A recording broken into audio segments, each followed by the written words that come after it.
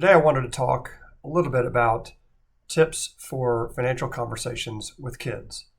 Now, this is something as a parent and uh, having lots of friends with kids is a topic we all wish we were better at. I did a little bit of research heading into this topic, and I discovered a gentleman named Scott Rick, who is an associate professor of marketing and a behavioral scientist at University of Michigan's Ross School of Business. And among other things, he has done a ton of research and also written a book called Tightwads and Spendthrifts. And the work he has done suggests that if you're waiting until your kids are in their teens to start having these conversations, it is probably too late. Not that it's really too late, but too late in the sense that the kids have most likely already established some fundamental sense of whether they are a tightwad or a spendthrift. And that could be from birth order or just what they observe or just how they're wired. But good news is it is truly never too late to talk about this topic. And I think most importantly is the first way to talk about it is acting it out. We all know that there is no better identifier of hypocrisy than a teenager.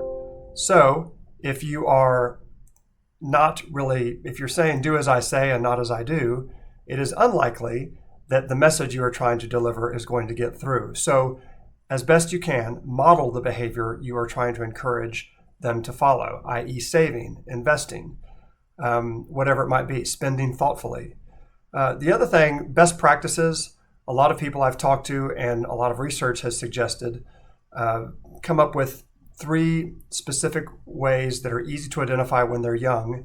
1 box for saving, 1 box or piggy bank, if you will, for investing.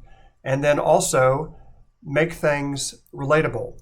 Identify something they really like. Maybe it's an object or it's something they enjoy doing, and explain the cost to them. Talk about saving and deferring the gratification. The important thing is if our kids could just defer gratification a little bit more, then you're setting them up for success down the road. So at the end of the day, while a lot of these things are wired hard early, you can always approach them in a way that can relate to. Earlier the better, but again, never too late.